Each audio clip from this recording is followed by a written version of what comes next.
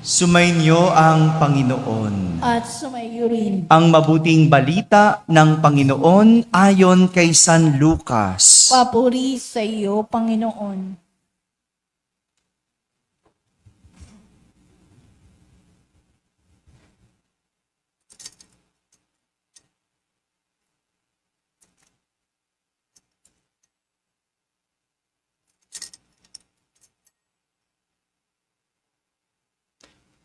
Nang ika-6 na buwan na ng pagdadalang tao ni Elizabeth, ang anghel Gabriel ay sinugo ng Diyos sa Nazareth, Galilea, sa isang dalaga na ang pangalay Maria.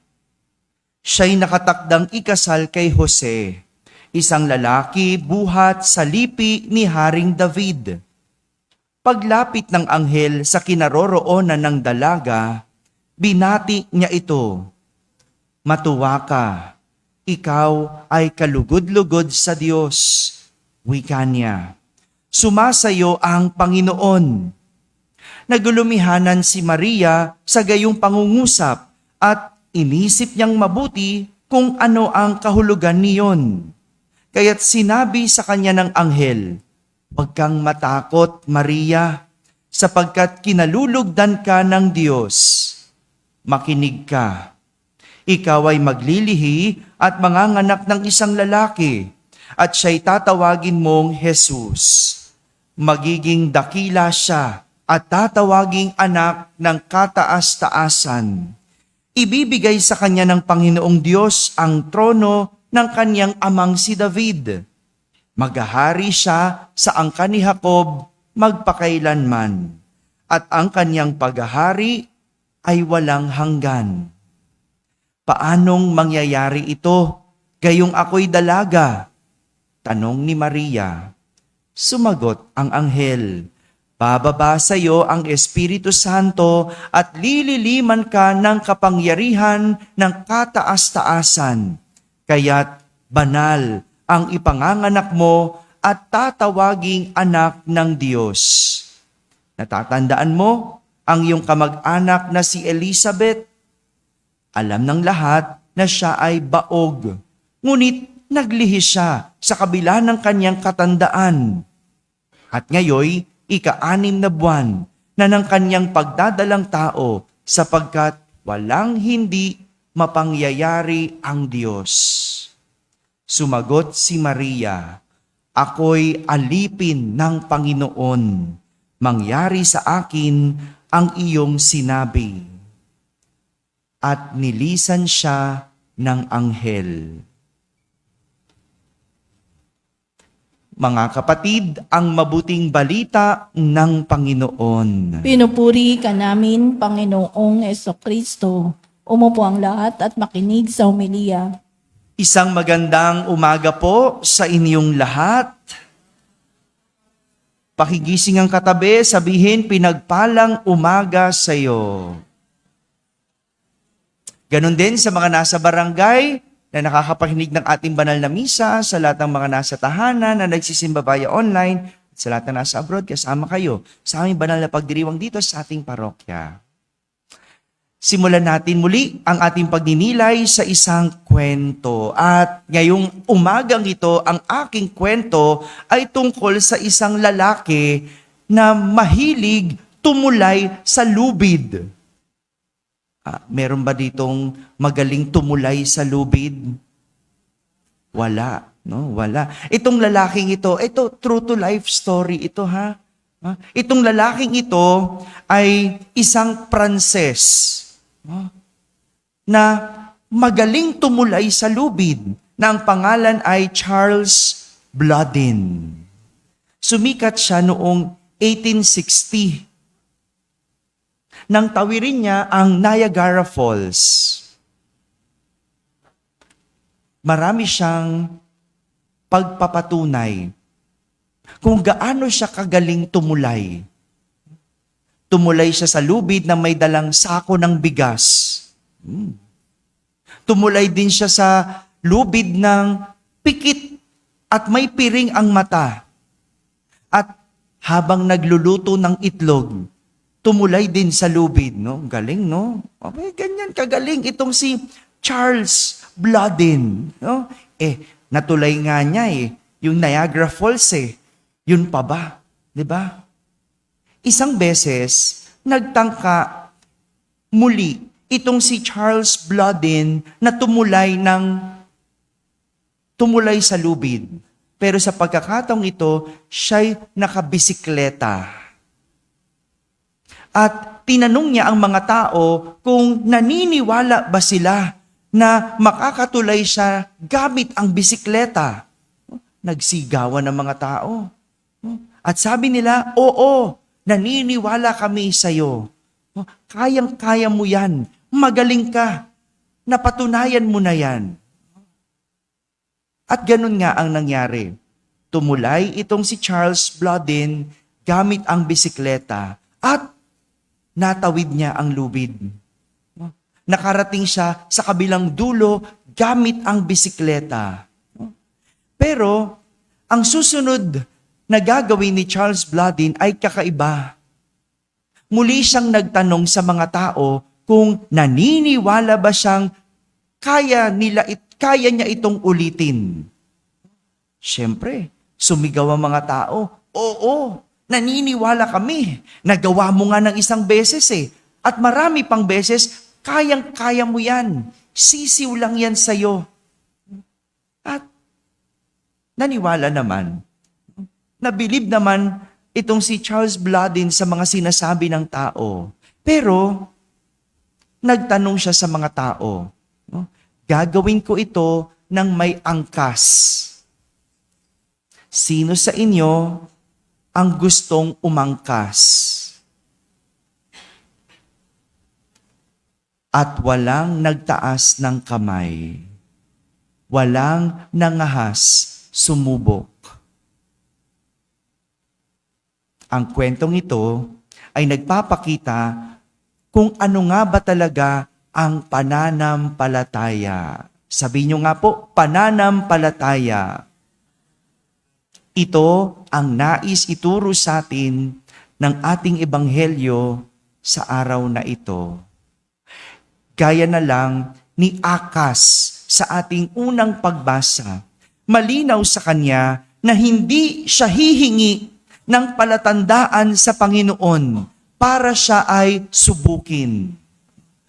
Uso kasi, nung panahon ni Propeta Akas, ang humingi ng tanda.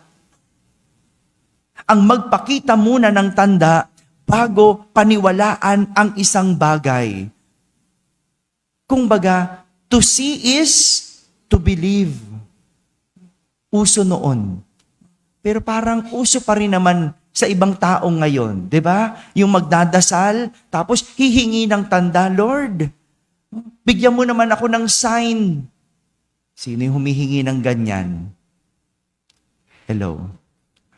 Yung bago muna gawin ng isang bagay, humihingi muna ng sign. Kay Akas, malinaw sa kanya, hindi niya kailangan ng tanda sapagkat siya'y naniniwala sa Panginoon. Hindi niya kailangan subukin ang Diyos dahil alam niyang tapat ang Diyos.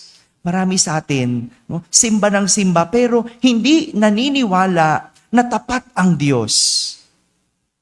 Yung mga humihingi ng sign, kailangan pa ba ipakita ng Diyos bago ka maniwala?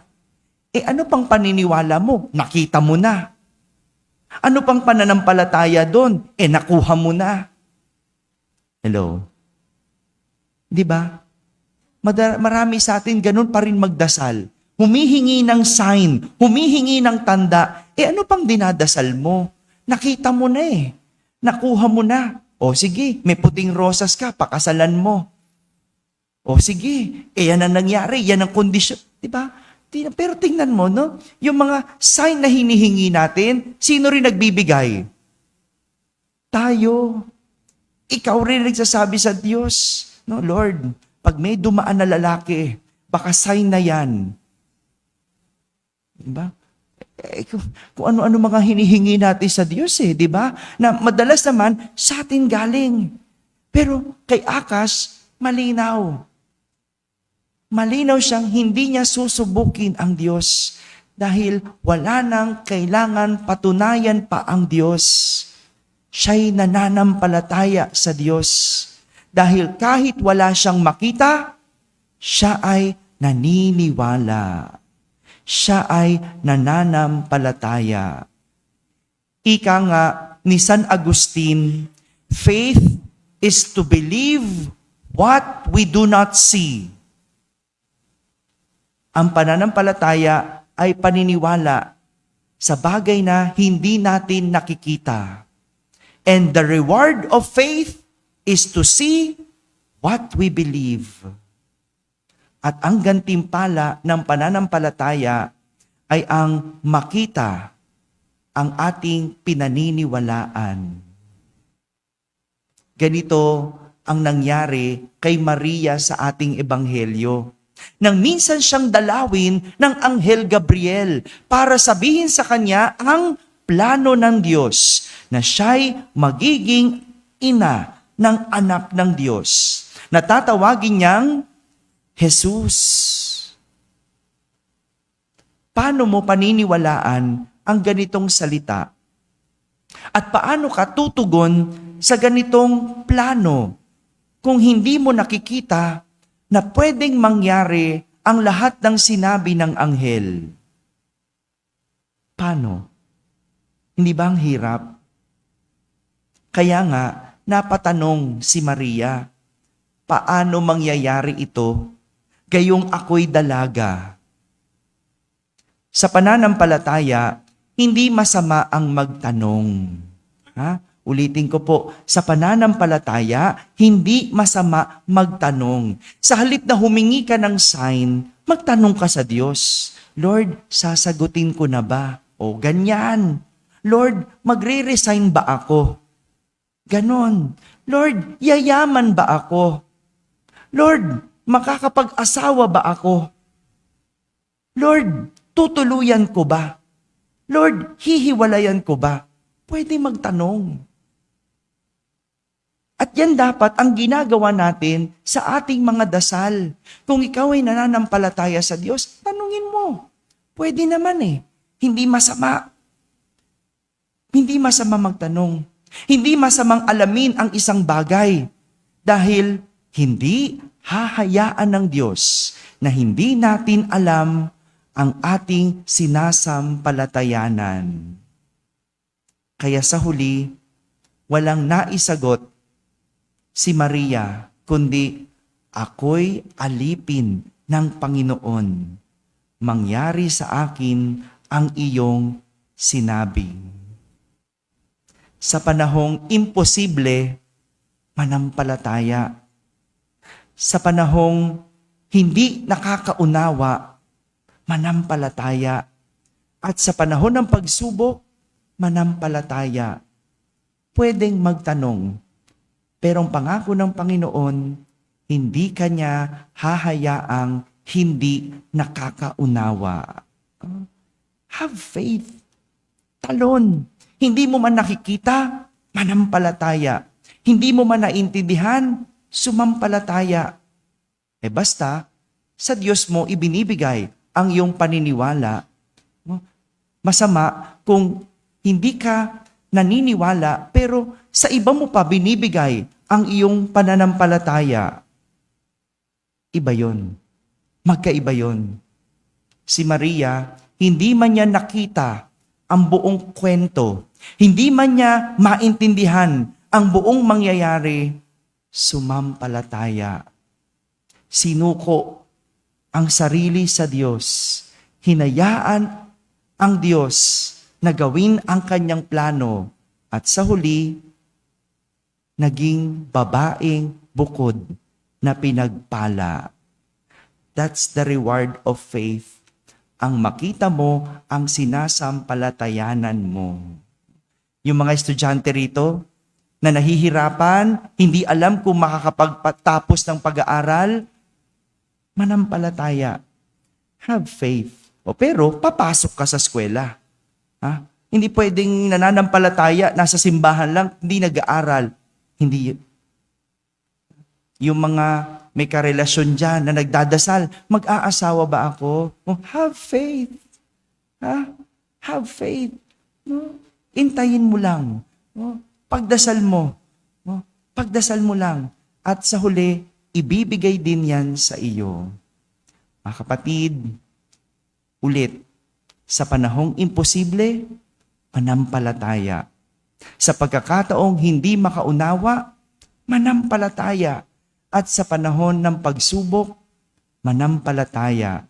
Dahil may nag-iintay na kasagutan sa mga taong hindi nakakaunawa o sa mga panahong hindi mo maintindihan at sa mga pagsubok na iyong pagdadaanan. Amen. Amen. Ang baong tanong para sa araw na ito, kung meron kang isang gustong itanong sa Diyos, ano ito? Tanong na may pagdududa? Tanong na gustong makaunawa? Ano yun? At ang panyaya ng mahal na Birheng Maria, manampalataya. Sumainyo ang Panginoon. At sumaiyo rin. Iyuko ang inyong ulo habang ginagawad ang pagbabasbas. Ang makapangyarihang Diyos Ama na buktong na anak, na naparito na noon at hinihintay nating bumalik ngayon, ay siya nawang magpabanal sa inyo pakundangan sa liwanag ng kanyang pagdating, at siya rin nawang pumuspos sa inyo sa pagpapala, ngayon at magpasawalang hanggan. Amen. Patataginawa niya kayo sa pananampalataya, paligayahin sa pag-asa, at pakilusin sa pag-ibig na puspos ng sigla, ngayon at magpasawalang hanggan. Amen. Tapos na po ang ating pagdiriwang, humaking taglay ang pag-ibig at kapayapaan ni Kristo. Salamat sa Diyos.